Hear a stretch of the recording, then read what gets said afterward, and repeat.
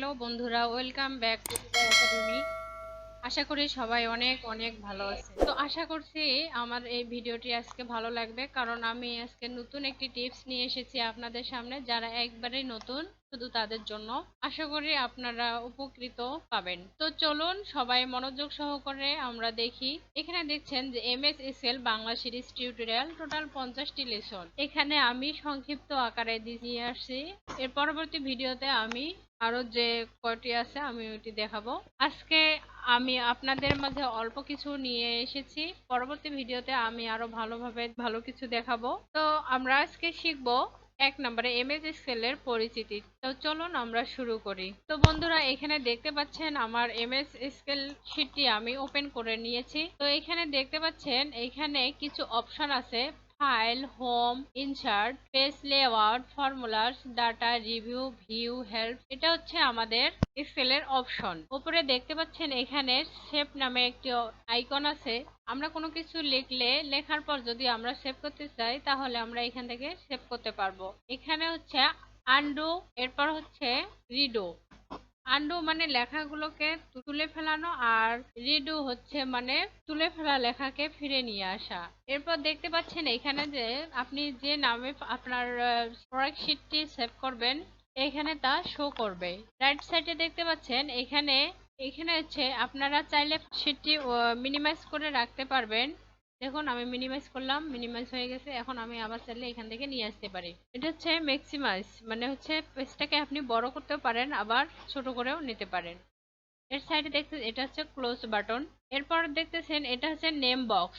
যেখানে কার্সারটা রাখবো ঠিক সেখানে আমাদের এই ফাংশনটি চলে আসবে। যেমন দেখতে পাচ্ছেন এখানে এফ, এটা হচ্ছে কলাম, কলাম হচ্ছে এফ। এফ কলামের আমি কার্সারটা কোথায় রাখছি? 6 নম্বরে, এর জন্য F6 এখানে আমাদের নামটি শো করতেছে, F6।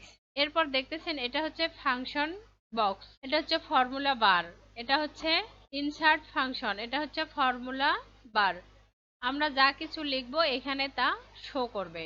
তো বন্ধুরা দেখতে পাচ্ছেন নিচে আমাদের শীট 1 দেওয়া আছে। এখানে চাইলে আমাদের দেখুন, এরপর শীট 2, শীট 3।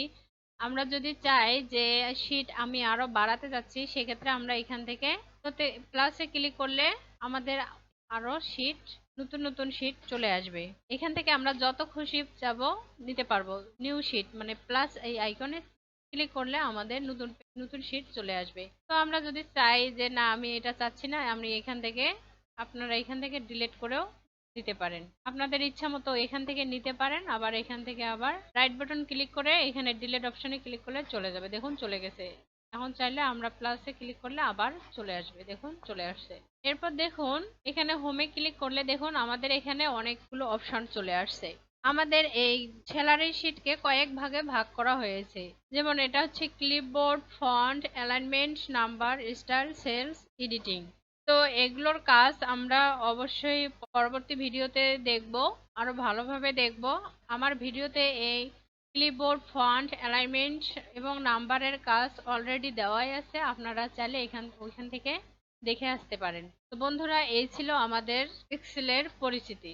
এরপর দেওয়া আছে এক্সেলে কিভাবে file open, save and close করতে হয়। তো আমরা কিভাবে এক্সেলের ফাইলটি ওপেন, সেভ এবং ক্লোজ করব, আমরা তা দেখব। তো বন্ধুরা, আমরা এক্সেল শীটটি কয়েকভাবে ওপেন করে নিতে পারি।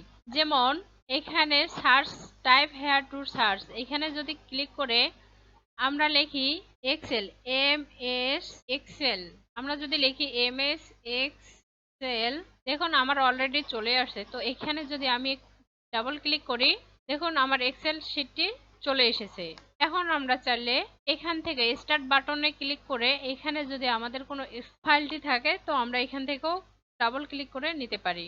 আরেকটি অপশন আছে, আমরা এখান থেকে ডিসপ্লের একটি ফাঁকা জায়গায় মাউসের রাইট বাটন ক্লিক করে নিউতে যদি ক্লিক করি, দেখুন আমাদের এখানে দেখা যাচ্ছে মাইক্রোসফট এক্সেল ওয়ার্কশিট।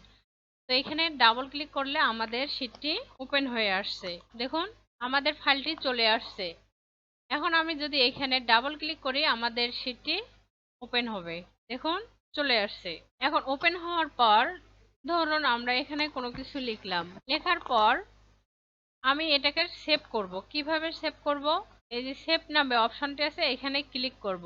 ক্লিক করার পর অটোমেটিক আমার এটা সেভ হয়ে যাবে। অথবা আমরা যে ফাইল আছে, ফাইলের এখানে ক্লিক করলে দেখুন সেভ নামে একটি অপশন আছে, এখানে সেভ করলে সেভ হয়ে যাবে। তো আমরা চাচ্ছি যে একটি নাম দিয়ে আমি সেভ করব। সেক্ষেত্রে ফাইলে ক্লিক করব, সেভ অ্যাসে ক্লিক করব। আমরা কোথায় চাচ্ছি? ডেস্কটপে। ডেস্কটপে চাচ্ছি, ধরুন আমি ডেস্কটপে সেভ করব। এখানে নাম দিব নিউ মাইক্রোসফট। এখানে নাম দেওয়ার পর আমি এখান থেকে সেভ করে নিলাম। দেখুন অলরেডি কিন্তু আমার ফাইলটি সেভ হয়ে গেছে। এখন আমরা চাচ্ছি ক্লোজ করব। আমি এই শীটটি রাখবো না, সেক্ষেত্রে আমি কিভাবে ক্লোজ করতে পারি?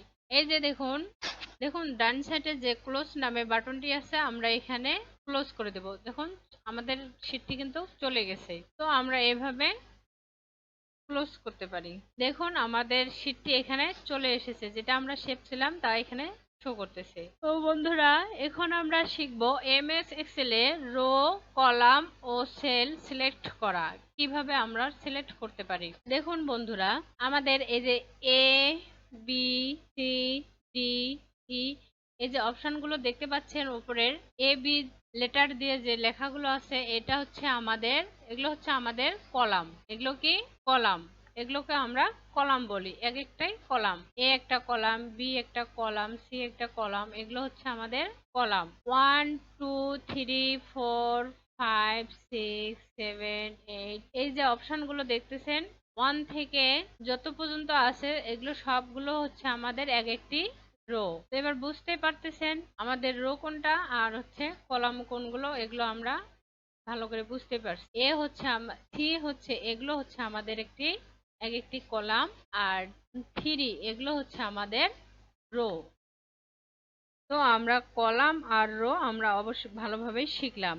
এখন আমরা চাচ্ছি সিলেক্ট, সেল সিলেক্ট। যেমন আমরা সিলেক্ট করব কিভাবে? আমি চাচ্ছি ডি কলামটি সিলেক্ট করব কিভাবে? এখানের মাউস বাটন রেখে, রাইট বাটন মাউসটি রেখে আমরা যদি ক্লিক করি, দেখুন আমাদের পুরা পেজটি, আমাদের ডি কলামটি আমাদের সিলেক্ট হয়ে গেছে। এখন চাচ্ছি যে আমরা রোটি কিভাবে সিলেক্ট করব?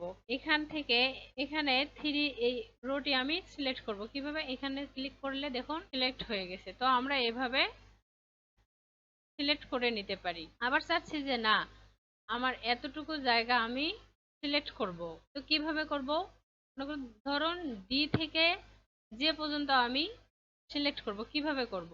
এভাবে মাউসটা ধরে এভাবে টেনে আপনারা সিলেক্ট করে নিতে পারেন। দেখুন সিলেক্ট হয়ে গেছে। তো বন্ধুরা, আমাদের সিলেক্ট হয়ে গেছে। পরবর্তী ভিডিওতে আমরা যোগ, বিয়োগ, গুণ, ভাগ, কাট, কপি, পেস্ট করার নিয়ম, লেখা বোল্ড, ইটালিক, বর্ডার, ফন্ট এর ব্যবহার, স্যালারি শিট তৈরি করার এই নিয়মগুলো জানব। তো আজকে আমাদের এই ভিডিওটি এই পর্যন্তই।